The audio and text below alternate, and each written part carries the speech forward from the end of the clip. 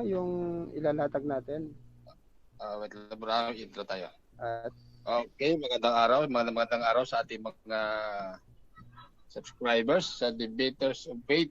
So, sa hapong ito ay tayo ay magpapaliwanag o maghahayag ng mga atake ng mga Baptist Church. So, sasagutin natin ng katwiran.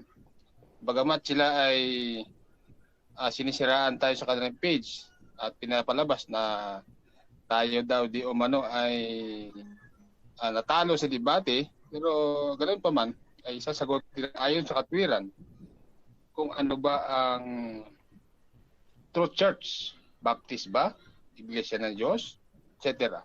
Nandito sa ating kapatid na Brother Totoy para paliwanag yung ating stand. Brother okay. Totoy, magandang hapon. Unang-una sa lahat, maraming salamat po sa Diyos sa binigay niyang pagkakataon at niloob niya na matuloy itong presentation natin. Ito po ay paglilinaw lamang po. Ano po? Kasi po, dapat po ito, kung makikita niyo sa screen, debate po ito na magaganap sana, no? Ang problema, doon pa lang sa sharing, nakita na yung tunay nilang ugali. Nagwala po sa sharing. Which is ginamit na advantage yung rules, no, which is nag-uusap lang. Ang problema nila ay ayaw nang magpasingit, ayaw nang magpasalita, tapos i-mute ka pa nung isa niyang kasama na si Dino Diaz. Kaya hindi maganda, no, yung kinalabasan. So, sa madaling salita, mas mabuti pang hindi natin ituloy. Kasi, pangit Kumbaga, hindi healthy. Hindi natin ginagawa ito para magmapuri sa ating sarili, kundi linawin yung mga bagay-bagay. So, sana ang topic namin ay true church, no? Kaya lang, ang problema ay, yun nga, ay nagwala na doon sa sharing ng gulo na. So, lumabas yung tunay na kulay. At una sa lahat, ay sana napakaganda nito. Pero dahil sa mahal ko kayo, gusto kong maibahagi sa inyo ano ba talaga yung true church. So, itong mga Kolokoy Baptist na to, no? Pasensya na po kayo kung medyo kumapit ako ng ganitong mga termino, which is yun po yung nararamdaman ko, yun po yung katotohanan. Kaya po tinatawag natin silang Kolokoy kasi hindi po sila maayos kausap. So ang kausap natin dito ay Baptist, no? At yan po siyang Baptist, no? At yan po sana gaganapin sa Debaters of Faith. Okay? Una, ano ba yung tunay na iglesia, no? Ang sabi rito sa Isaiah 43:7, bawat tinatawag sa aking pangalan at yaong aking nilikha ay sa aking kalwalhatian. Yaong aking inanyuan, oo, yaong aking ginawa. So sa madaling salita, dapat yung iglesia na tunay ay ang Diyos mismo ang gumawa. Ano ang sabi? Tinatawag sa aking pangalan. So, kung tinatawag ito sa aking pangalan, dapat matatawag ito. Mamaya, ipapaliwanag natin. Pero, basahin muna natin itong supporting verse natin dito sa Daniel 9:19. O Panginoon, dinggin mo. O Panginoon, patawarin mo. O Panginoon, iyong pakinggan at gawin. Huwag mong ipagpaliban alang-alang sa iyong sarili, O Diyos ko, sapagat ang iyong bayan at ang iyong mga tao ay tinatawag sa iyong pangalan. So dapat yung iglesia matatawag sa iyong pangalan at sa pangalan ng Diyos. Ano ba yung pangalan ng Diyos? Basa tayo. Unang Timoteo 3:15. Ngunit kung ako'y magluwat ng mahabang panahon ay upang maalaman mo kung paano ang dapat sa mga tao na ugaliin nila sa bahay ng Diyos, na siyang iglesia ng Diyos. na buhay at haligi at suhay ng katotohanan. Hindi po Church of Baptist. So sa madaling salita, ang ipinangaral ni Pablo ay iglesia ng Diyos. Mali, natatawagin mo na Church of Baptist or Baptist Church. Kasi base dun sa 2 talata ay tinatawag sa iyong pangalan, iglesia ng Diyos. Kaya nga po, paano natin malalaman na yung iglesia na kinaaniban natin ay yan nga yung sa Diyos. Dapat tinatawag ito sa kanyang pangalan. At ito yung pinangaral ni Pablo, iglesia ng Diyos. Di ba? Kaya nga dito sa kanino ba tinanggap, ano bang patunay natin na yung ipinapangaral ni Pablo ay totoo. At yun ang gustong iparating ng Diyos Ama mula sa Diyos Ama papunta sa Panginoong Hesukristo, papunta kay Pablo.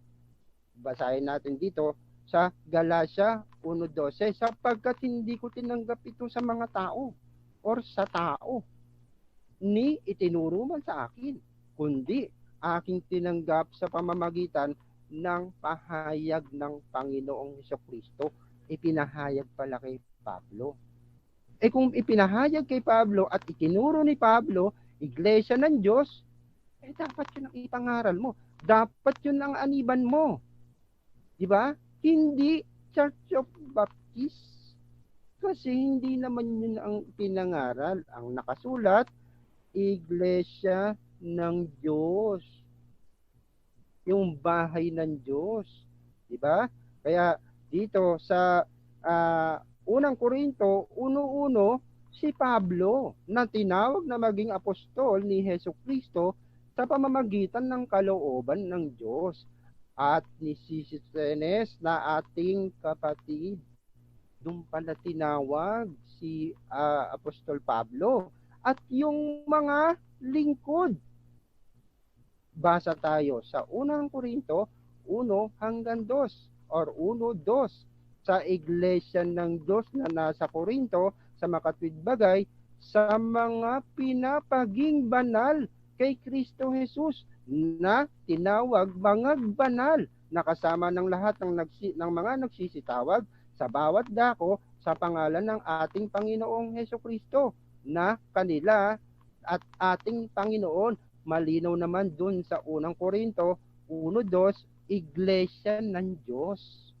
Hindi po Church of Baptist. No? Sayang lang hindi natin na maganda sana to, may ipit sana sa rito. Kasi marami tayong tanong na hindi niya kayang sagutin. Kaya dito, this time, ay iglesia ng Diyos. Ngayon, marami ang mga naglalabasan, na mga pangalan ng iglesia. Alating alamin kung sila ba yung tunay na iglesia, kasi ang dami-dami nilang pangalan, ang dami-dami nilang sekta. Hindi tuloy alam kung sino sa kanila. Meron nagsasabi original daw Baptist sila, may nagsasabi naman First Baptist sila, may nagsasabi Southern Baptist sila. Ating alamin, manood kayo. Dito makikita nyo Independent Baptist Church, no? Dito naman makikita nyo Fairview Baptist Church. Okay? Dito naman Western Avenue Baptist Church. Nako, ang dami, kanya-kanyang pangalan. New Life Fundamental Baptist Church, Cornerstone Fundamental Baptist Church. Nako po, Bible Baptist Church. Nakita nyo, ang dami-dami. Yung sa kanila daw, original. Di lalabas, peke na itong lahat na mga iba't ibang Baptist. Kasi wala silang pagkakaisa. Kasi hindi sila sa Diyos. Kaya nga minsan nadinig ko yung pantas, ang sabi, maraming maraming demonyong nagtatrabaho. Kasi ang iglesia isa lang po. Ang bayan ng Diyos, isa lang po. Kaya dito, yang sabi nila, sila daw yung original. 'Di ba? Ayan, nakalagay pa nga, Original Baptist Faith Defender. Buti pa yung harap ko, si Pastor Rayhan, yung isa naman. Kasi eto, Koloko, yung sakit ng Baptist, maayos kausap. No? Pero itong si James Orensada ay pang trash talk lang pala. No? Napatunayan natin. No? At dito, parating nilang inilalatag ito. Dito sa isang punto, 12, 13. Paliwanag natin, ano? Sapagkat sa isang Espiritu ay binabautismuhan tayong lahat sa isang katawan, maging tayo'y Hudyo o Griego, maging mga alipin o laya, at tayong lahat ay pinainom sa isang Espiritu. Nilalatag nila ito sa niya. Ito daw kung ibig sabihin ng baptist at saka baptizer. Inamon pa nga ako doon sa sharing. Pag daw nabasa niya na na isa lang. Oo. Sige, basahin mo. Oo. Kung babasahin niya, malalaglag siya. Papakita ko sa inyo. Dito, ang ibig sabihin dito ay baptizo sa G911. G907, from a derivative of G97 to make well, that wet, no? Used only in the New Testament of ceremonial ablution, especially technically of the ordinance of Christian baptism. Baptize, wash, Tagalog, nahugasan. No? Sa malalalim na explanation niya ay immersion, no? Paglulubog, no? Ngayon, sabi niya, si Kristo ba ay baptist? No? Gusto niyang palabas baptist, baptist church, ano? Kaya maling argumento, no? Basahin natin dito sa Mateo 3:1. At ang mga araw na yaon ay dumating si Juan Bautista na nangaral sa ilang ng Judea na nagsasabi. Dito, pagka sa English mo naman binasa mo, lalabas, John the Baptist. So, alamin natin, sabi niya kasi, isa lang ang ibig sabihin niyan, yung Baptist at saka baptizer. Tingnan nga natin. Ang sabi rito, baptistes. So, naglag na kaagad siya. Bakit? Sabi niya, isa lang ang Greek meaning niya kasi tinanong ko siya, anong meaning nung baptist? Binasa niya itong baptistes. Pero dun sa kabila ay baptizo. So, magkaiba. No? Kasi dito, kaya tinawag na John the Baptist. Kasi, John the Baptist is a baptizer. No? Kung si John the Baptist is baptizer or nagbabautismo as an epithet of Christ forerunner Baptist, lalabas niyan yung lahat ng mga miyembro nila, pati yung bata, nagpe-perform ng pagbabaptize. Wala namang ganun sa Biblia. Pag sinabing baptistes, baptizer ka. So, yung baptizer, ibig sabihin, nagbabautismo ka.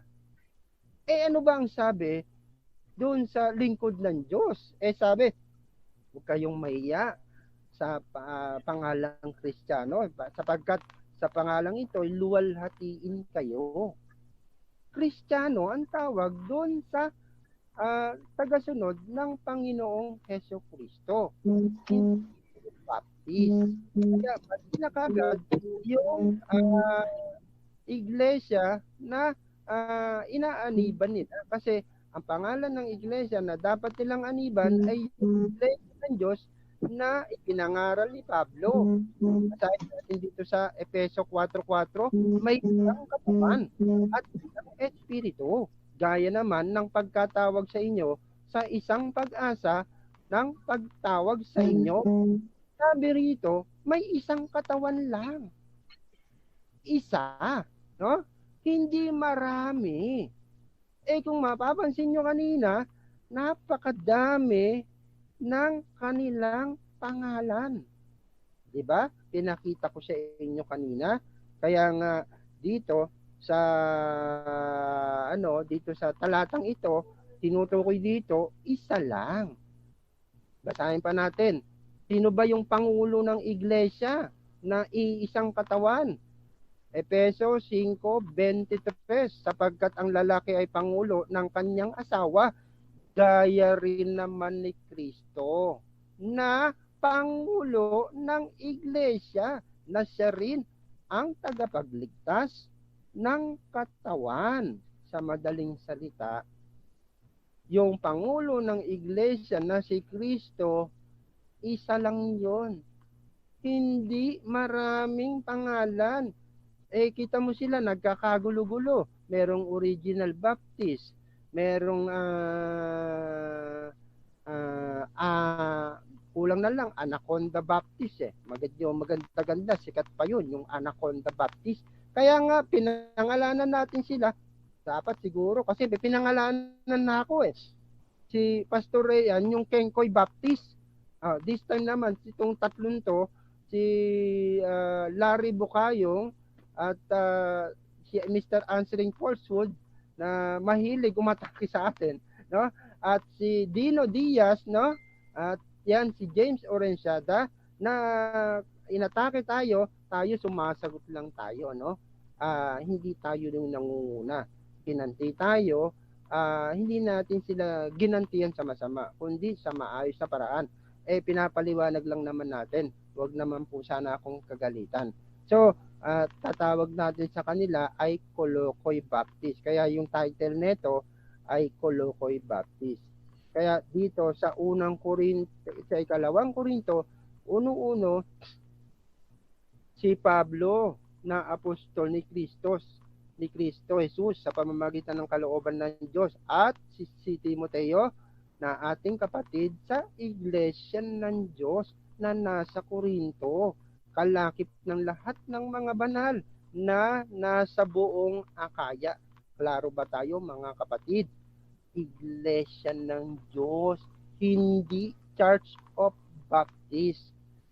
Kaya nung napansin gusto niya akong labanan doon sa True Church, naku po, natatawalan tayo. Ano ilalaban nila? Unang tanong pa lang, saan mababasa na yung Church of Baptist? Ang nakasulat, Iglesia ng Diyos. Diba? Kaya nga yung Bible Baptist Church, sila daw yung bayan ng Diyos or tunay na iglesia, napakadami nila nag-aagawan. Hindi sila nagkakaisa. Kaya maputol ka ta, brother Toto, no? Si Baymax ito, no? Bago ka magpatuloy.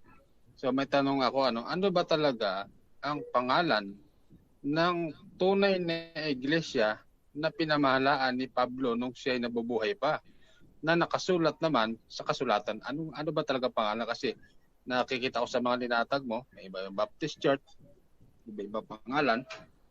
So ayon sa nakasulat, pwede mo ko bigyan ng idea kung ano ba yung pangalan na mababasa talaga? Go ahead. Apo, kapatid, no? Dito sa ikalawang Korinto 1:1, si Pablo na apostol ni Kristo Jesus sa pamamagitan ng kalooban ng Diyos, at si Timoteo na ating kapatid sa iglesia ng Diyos. So sa madaling salita, yung pangalan ng iglesia na ipinapangaral ni Pablo na ipinahayag sa kanya ng Panginoong Jesucristo ay iglesia ng Diyos. Ayon naman pala, iglesia ng Diyos. So ang pangalan ng itinayo ni Pablo ayon sa binasa mo ay iglesia ng Diyos. So ano ba gagawin natin? Gagayahin natin yung pangalan o pwede ba tayo magtayo ng ibang pangalan? Hindi po tayo pwedeng sabi nga dun sa wag mong dadagdagan, ni babawasan, no? Kaya kung as is, kung ano yung ipinangaral, yun mismo yung ipapangaral natin at susundin natin. At kung ano yung inaniban ng mga lingkod ng Diyos, ay yan mismo yung aaniban natin. Kasi dyan sila tinawag dyan sa iglesia ng Diyos. Oo, Kaya, may isa pang katanungan, Bro Totoy, maputol kita, no? Meron ba nakasulat na letra na Baptist Church? ganito po yan, marunong naman po tayo gumamit ng technology, itatype nyo na lang sa Bible apps, sa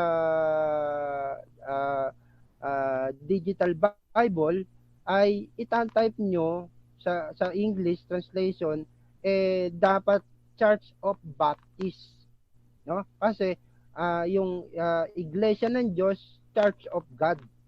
So itatype nyo, Pagtatagalogin mo yung Baptist Church, ang itatype mo kung Tagalog na translation,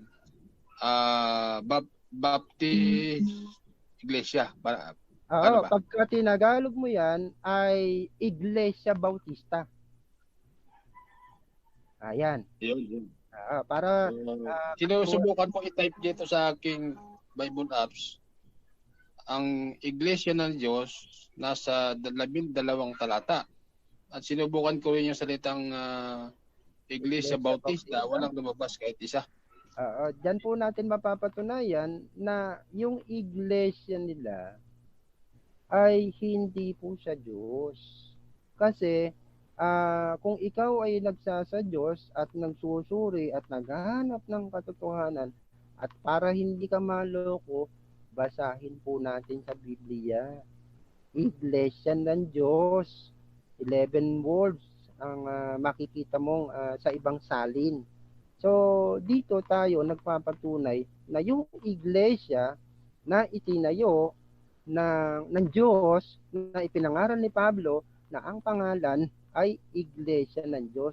At mamaya, paano naman natin i-connect yung kinaaniban natin na MCGI? Manood kayo.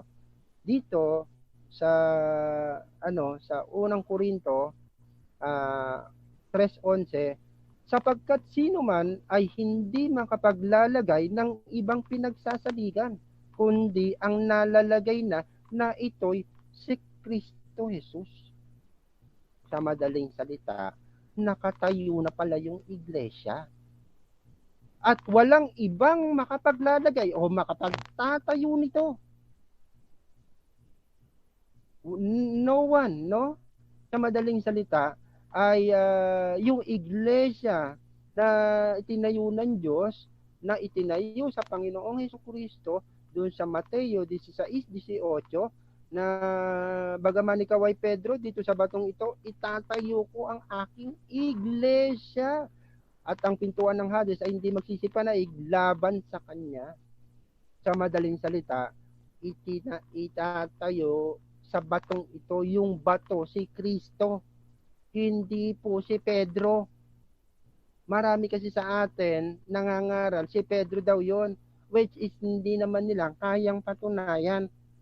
Tuloy natin ang basa. Anong patunay natin? Na ang Diyos ang tagapagtayo. Basa tayo.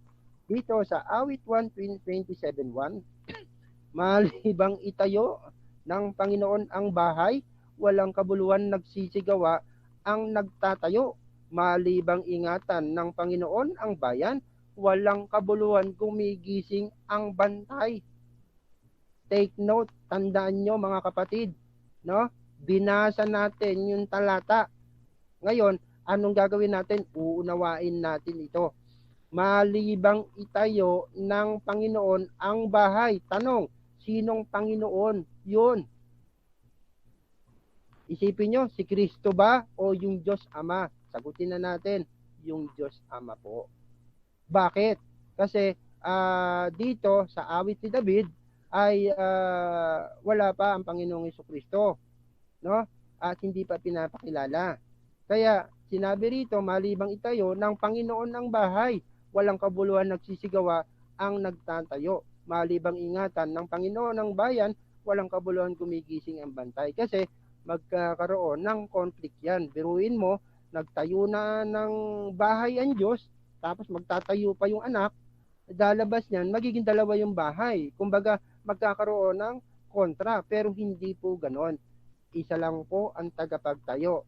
Sa malalim na paliwanag, tagapagtayo rin po ang Panginoong Hesukristo. Ang tinatayo naman po yung mga tao. Ibig sabihin, yung magiging bunga, no, nung iglesia, yung mga kalipunan ng tao. Kaya pero yung bahay, ang tagapagtayo po ang Diyos Ama. Tuloy natin ang basa para suportahan, no? Para mawala yung agam-agam ninyo dito sa Isaiah 43:7.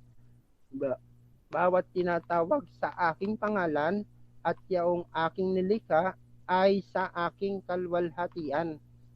Yaong aking inanyuan, oo, yaong aking ginawa.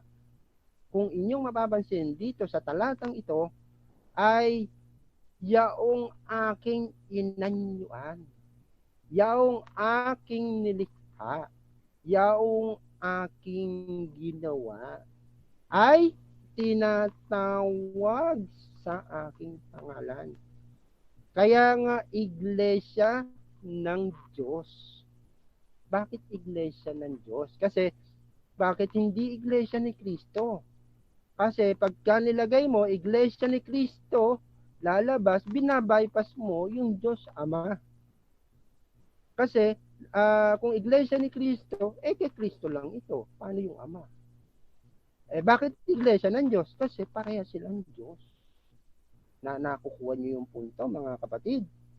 Dito sa Mateo 16:18, at sinasabi ko naman sa iyo na ikaw ay Pedro, sa ibabaw ng batong ito ay itatayo ko ang aking iglesia, at ang pintuan ng Hades ay hindi magsisipanaig laban sa kanya. Dito pinapakita ko sa inyo, itatayo ko ang aking iglesia. Bagamat si Kristo yung nagsasalita nito sa literal sense, pero sa spiritual, ang magtatayo yung Diyos Ama. Ibababa nyo lang sa 17, bagaman ikaw ay Pedro. Diba? Ang sabi, mapalad ka, Simon Barjonas, sapagkat hindi pinahayag sa iyo ito ng laman at ng dugo, kundi ng aking Ama na nasa langit. So, ang nagpahayag nito, ang Diyos Ama. Kasi, hindi pwede na itatayo ko ang aking iglesia, parang lalabas niyan kung nasa kanya na yung iglesia, itatayo ko sa akin din. Sa kanya na pala, bakit itatayo pa sa kanya rin? So, maling logic po yun, no? Basa naman tayo rito sa awit 9:4. At siya'y nasubasob sa lupa at nakarinig ng isang tinig na sa kanya'y nagsabi, Saulo, Saulo, bakit mo ako pinag-uusig? Kung yung sasakyan natin sandali, yung kabaliwan ng mga Kolokoy Baptist, na sino ba yung inuusig? Yung bang Church of Baptist? O yung Iglesia ng Diyos? Basahin uli natin. Galatia 1:13, sapagkat iyong nabalitaan ang aking pamumuhay ng makaraang panahon sa relihiyon ng mga Hudyo, kung paanong aking inusig na malabis at nilipol ang iglesia ng Diyos. Hindi Baptist Church, hindi Church of Baptist. Huwag pong makulit, mga Baptist. Huwag po kayong magagalit sa akin, mga kaibigang Baptist, ha? Nililinaw ko lang po, ipinaliliwanag ko lang po sa inyo na yung nakasulat po, Iglesia ng Diyos. Ngayon, ano naman ang connection namin? Kami po umanib dun sa nakatayo na. Hindi po rin po kami magtayo or gumawa ng panibago. Kaya nga, ang tawag na sa amin, Members Church of God International. Kung liliwanagin natin, kaanib sa Iglesia ng Diyos sa lahat ng dako. Kaanib ka na kasi umanib ka na eh. Oh, di ba? Kaya malinaw po, no, mga kapatid, ay dito sa ipinapahayag natin, malilinawan mo. Kaya nga po dito sa Efeso 5:23, sapagkat ang lalaki ay ang pangulo at ang kanyang asawa, gaya naman ni Kristo na pangulo ng iglesia, na siya rin ang tagapagligtas ng katawan. Ngayon, pagka nakausap itong mga Baptist na to, lahat inaangkin, yes, alam natin, pangulo si Kristo. Kung ang pangulo si Kristo at ang pinangaral niya ay iglesia ng Diyos, di dapat yun ang inaniban mo. Hindi kung ano-ano, kung hindi kung ano-ano Baptist Church o Church of Baptist, iglesia ng Diyos. Hanapin mo kung sino yung nangangaral ng iglesia ng Diyos. Diba? Wag po tayong dapat po maging matalino po tayo. Magbasa po tayo ng Biblia para hindi tayo maloko ng mga nangangaral ng ibang henyo. Kaya nga, makasingit ako, sige Brother po. Toten. Sabi kasi nung narinig ko doon sa page ni James at saka ni Dino Diaz, kaya daw ang totoong iglesia ay Original Baptist Church kasi daw nabasa nila yung unang Korinto 12:13 na nakalagay daw doon sa Greek ay Baptist Church. Kaya kiniklaim nila na sila yung totoong iglesia, ang pangalan daw Baptist Church. Totoo ba yun? Ipakita natin yung unang Korinto 12:13. Ayan. Pakikita nyo, no, dito sa unang Korinto 12:13, basahin natin, sapagkat sa isang espiritu ay binabautismuhan tayong lahat sa isang katawan, maging tayo Hudyo o Griego, maging mga alipin o laya, at tayong lahat ay pinainom sa isang espiritu. So mililiwanagin natin yung talata nakalagay sapagkat sa isang espiritu ay binabautismuhan tayo. Kaya siguro nabasa nila yung salitang binabautismuhan. So ikinapit doon sa kanilang iglesia na pangalan yung salitang binabautismuhan. Pakipaliwanag ano bang ibig sabihin. Opo, yung siguro itong mga Baptist nabasa nila dito sa Greek, itong baptizo, no? Christian baptism or Baptist, baptize o wash, no? Ang ibig po sabihin ng baptizo ay ikaw ay nalinis, no? Nahugasan yung kasalanan mo. At sa malalim nga, ito ay paglulubog or immersion, no? At dito, ito yung ginagamit nila, no? Dito sa Mateo 3:1, at ng mga araw na yon ay dumating si Juan Bautista na nangaral sa ilang ng Judea na nagsasabi, dito, ang ibig sabihin dito, baptistes, a baptizer. So sa madaling salita, kung mo nabasa nito, as an epithet of Christ, forerunner, Baptist, Baptist na yung relihiyon. So maling analogy, which is bakit naman ipapangaral, kung pagpalagyan na natin, sasakyan natin yung argumento nila na Baptist nga, bakit naman sasabihin ni Pablo at sasabihin ng Panginoong Jesucristo ay iglesia ng Diyos? So, magkakaroon ng contradiction. Yan din pinagtataka ko, pag si Pablo nangaral, ang nababasa na pinopromote ni Pablo, iglesia ng Diyos, o kaya sa English, Church of God. Si Kristo, nung itayo niya yung iglesia, sinasabi niya, itatayo ko ang aking iglesia. Iglesia din binabanggit, At si Moises may binabanggit din na iglesia ng mga panganay o iglesia ng Diyos din na yun ay nakatala sa langit. Ang pinagtataka ko pagdating dito sa mga Baptist, ang totoo daw iglesia ay Baptist Church. So parang naguguluhan ako sa salitang may nilagyan pa original Baptist faith. Parang lalong lumabo. Opo, kaya nga alam mo kasi yung yung ebanghelyo, mamaya ipapakita ko kung bakit, no? Yung pinagkakakitaan nila, andyan na yung igapo, kanya-kanya silang kabig, no? Kasi ang sabi nga doon sa isang talata, tinanggap yung walang bayad, ipangaral yung walang bayad. So, dito, no, makikita nyo, no, inusig ng ni Pablo, no, at si Kristo nga ay yung pangulo ng iglesia. At alam naman natin, yung bahay ng Diyos ay yung iglesia ng Diyos na buhay at taligi at suhay ng katotohanan, Church of Pillar. Ibig sabihin, yung iglesia ng Diyos.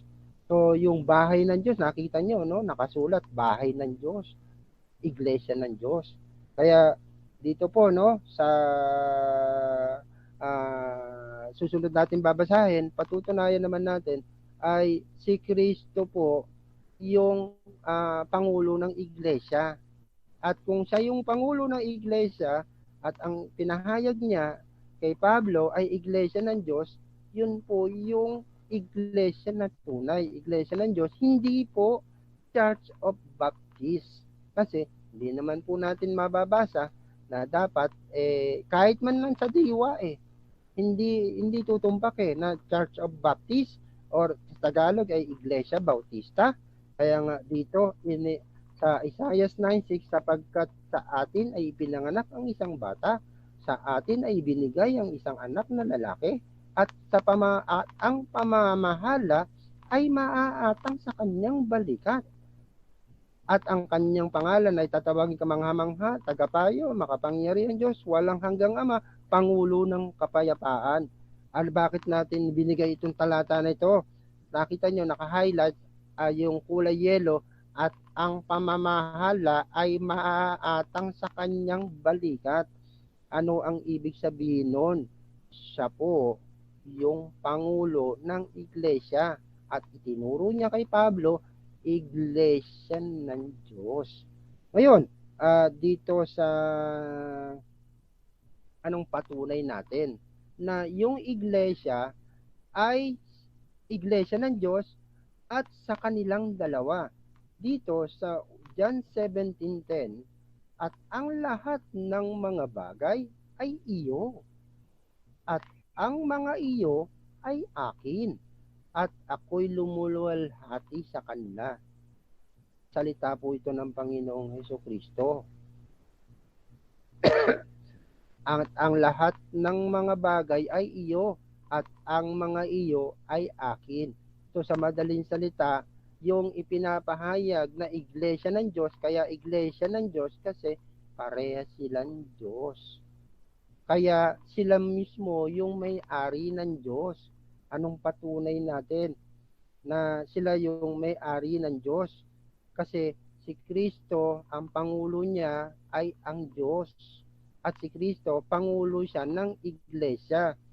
So, basahin natin dito sa na yung iglesia ng Diyos ay dalawa silang may-ari. Ngayon, kanina naitanong ni Baymax, bakit gano'n na ang daming pangalan ng church nila, hindi sila nagkakasundo.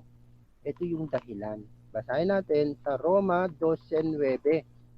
Ang pag-ibig ay maging walang paimbabaw, kapuotan ninyo ang masama, makisanib kayo sa mabuti. Sa madaling salita, hindi sila nakisanib. Saan sila sumanib?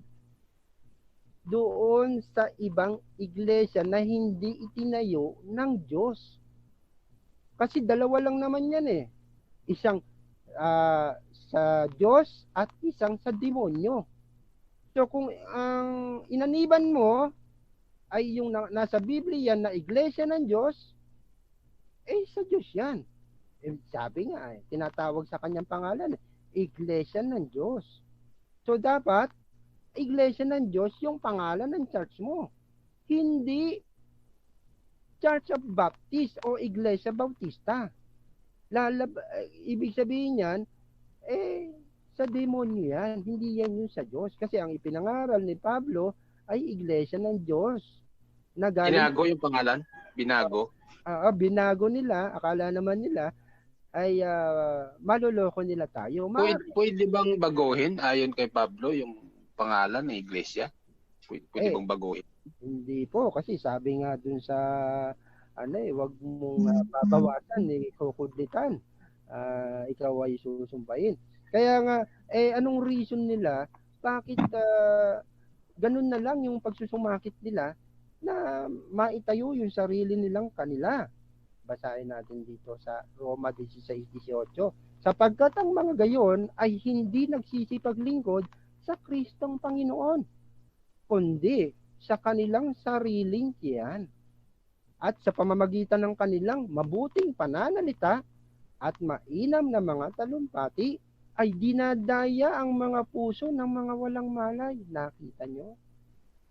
Hindi sila nagsisipaglingkod sa Kristong Panginoon. Bakit? Kasi kung naglilingkod ka sa Kristong Panginoon, ang ipapangaral mo, iglesia ng Diyos. Ano raw ang sabi? Kundi sa kanilang sariling tiyan. Ano ba yung sariling tiyan? Alam naman natin, yung tiyan ay nagdadigest ng food. So, ang gusto nila, yung mabusog lang sila doon sa sarili nilang pakinabang. Hindi sa Diyos. Malalim na paliwanag ito, itong Roma 16:18. Kaya nga, kung mapapansin nyo sila, ay may pasayaw-sayaw pa sila. Tapos may puro papuri, hindi sa Diyos, kundi sa kanila. Tapos, kasunod na ron, yung ikapo. Kaya nga binansagan ko yung isang pastor nila na si Pastor Rayan Fuentes na si Pastor... Oo nga, no? Nakalagay sa talata, sa pamamagitan ng kanilang mabuting pananalita at maiinam na mga talumpati ay dinadaya ang mga puso ng mga walang malay. Opo, salamat po sa Diyos. At nauunawaan natin ito, no? At sana sa inyong pakikinig, makaunawa din kayo. Kasi hindi po lahat binigyan ng pagkaunawa. Yaon gusto lamang naghahanap talaga ng katotohanan. Kaya nga, ano ang sabi dito sa Santiago 1:26? Kung ang sino man ay nag-iisip na siya religyoso, samantalang hindi pinipigil ang kanyang dila, kundi dinadaya ang kanyang puso. Ang relihiyon ng taong ito ay walang kabuluhan. Paliwanag ko sa inyo. Hindi po ito yung pagsasalita ng maanghang. Ang ibig po sabihin dito sa talatang ito ay yung mga tao na alam naman nila yung katotohanan. Ano yung katotohanan? Ang katotohanan ay ang pinangaral ng Diyos ay iglesia ng Diyos. So hindi nila pinipigil yung dila nila. Nagsasalita pa rin sila ng kasinungalingan. Kumbaga, nakasulat na iglesia ng Diyos pero ang ipapangaral Baptist Church. Kaya ano ang sabi ng talata sa Biblia? Kundi dinadayang kanyang puso. Ang relihiyon ng taong ito ay walang kabuluhan. Kaya yung mga Baptist Church... Ito pala ang buod ng talata, Brother Toto. No? Sabi dito, kung ang sino man ay nag-iisip na siya religyoso, samantalang hindi pinipigil ang kanyang dila, anong pipigilin? Yung pagsasalita ng mga masama. Halimbawa, ang nakasulat, Iglesia ng Diyos, pinalitan mo ng Original Baptist Church. Kung ano-anong church. No, hindi mo pinipigil yung dila mo at tuloy-tuloy ka pa rin sa kakadaldal. Samantalang ang sinasabi ni Pablo ay Iglesia ng Diyos, ay dinadaya ang kanilang puso at ang relihiyon ng taong ito ay walang kabuluhan. Yun pala yung sinasabi ng talata.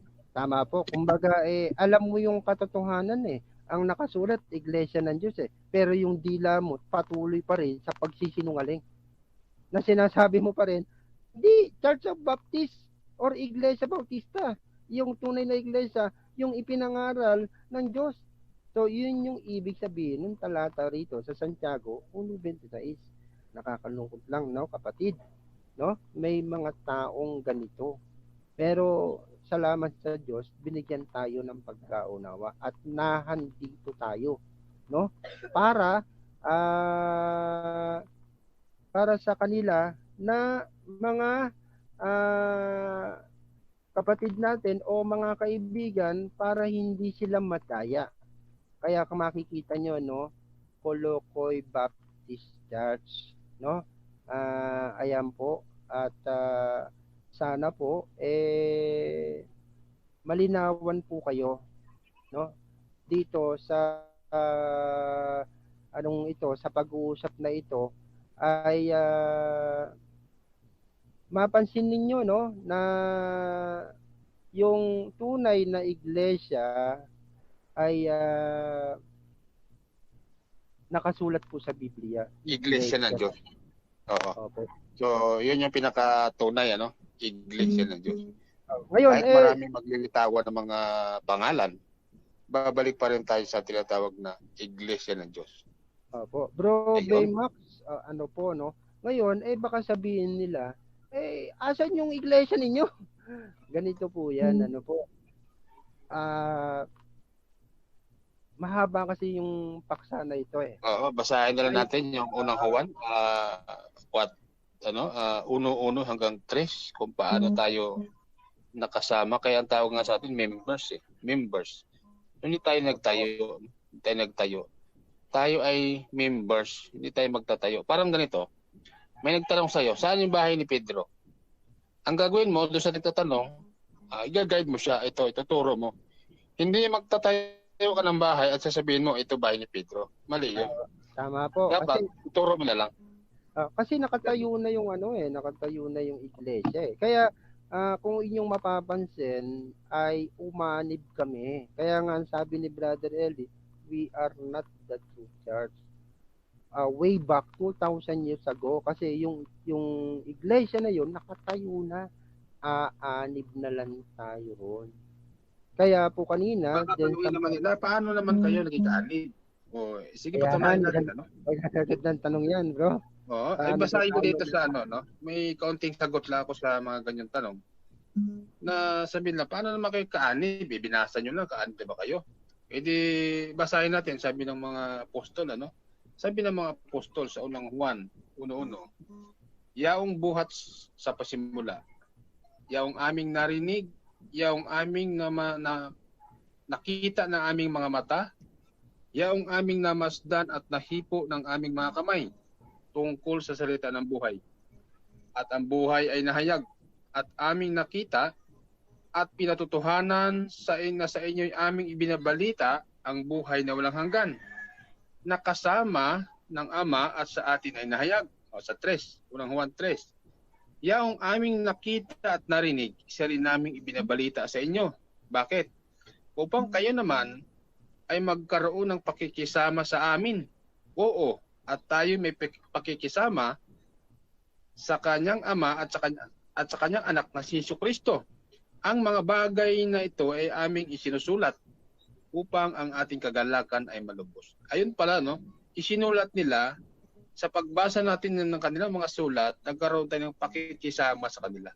So hindi tayo magtatayo, kundi tayo ay mga members.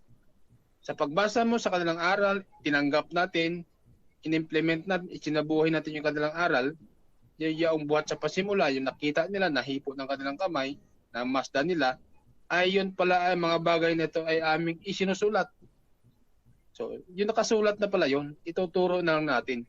Tama. Hindi tayo magtatayo ng sarili natin at isasabihin, kami totoo, hindi. Kundi umanib tayo doon sa iglesia na hindi pa tayo nakatayo na sa Biblia. Opo. Salamat po sa Diyos. At salamat sa Diyos dahil sa ganitong mga technology ay naipahayag natin yung katotohanan na yung iglesia na tunay ay nasa Biblia at aanib na lang tayo ron. Kaya nga po dito mapapansin ninyo Kolokoy talaga Kolokoy Baptist, no? At kayo na po ang bahala na umestima kung yun yung mga Baptist church. Kasi Brother Totoy, no? Sa panahon natin ngayon, marami talagang nag-i-exist na mga nagsasabi na totoo.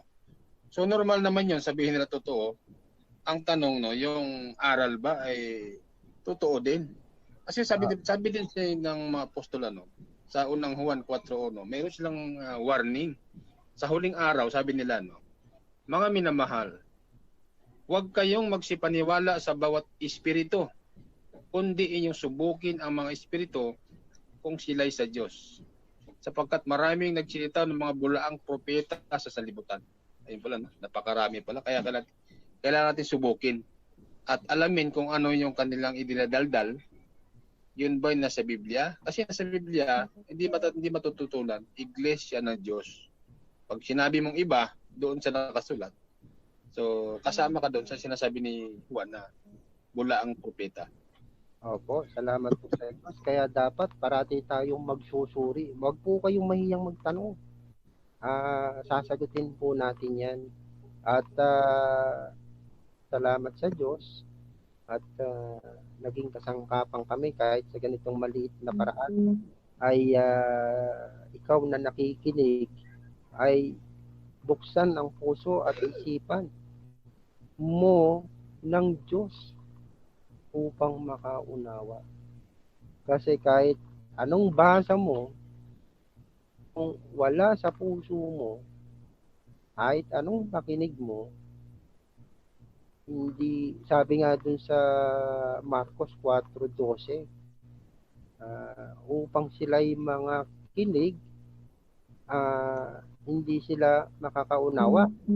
Kung makakakita man sila, ay hindi sila nandun doon sa talata, no?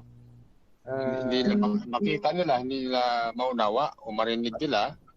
So, ito ay talinghaga sa kanila. Kahit mabasa nila Biblia, hindi na maunawaan. Opo, uliliwanagin lang po natin. Kabuluhan, ano? Opo, nililiwanagin lang po natin, Baymax, hindi po tayo nakikipag-away. Sumasagot lang po tayo doon sa kanilang post. Inaatake tayo, sabi nga, di ba, wag mo gaganti sa masama ang sama-sama. Tayo, ginagawa namin ito bilang pagmamahal sa inyo na hindi kayo maloko ng mga Kolokoy Baptist. So, kaibigan na Baymax, at salamat. So, sa susunod siguro na topic. Kasi special lang ito dun sa True Church, pero marami pa sila. Andiyan yung OSAS at andiyan yung isa po. Although, meron na tayong recent debate na ginawa na kay Pastor Rayan, yung panoorin nyo sa Discussion of Faith, i-type ninyo, Discussion of Faith, at saka yung Debaters of Faith TV, nakapost dyan, at dun sa Voice of Faith TV, nakapost po dyan yung debate namin ni Pastor Rayan Fuentes ng Kengkoy Baptist. Kasi buti pa si Pastor Rayan Fuentes, maayos kausap. Etong si Jay Forensiada, nagwala. Okay, Bro Baymax. Okay po, maraming salamat sa Brother Totoy sa ating sagot doon sa ipinost nila, no? So hanggang sa muli at magpapaalam na po kami, mga mahal namin mga tagapakinig. Hanggang sa muli. Salamat po sa Diyos. Okay, salamat.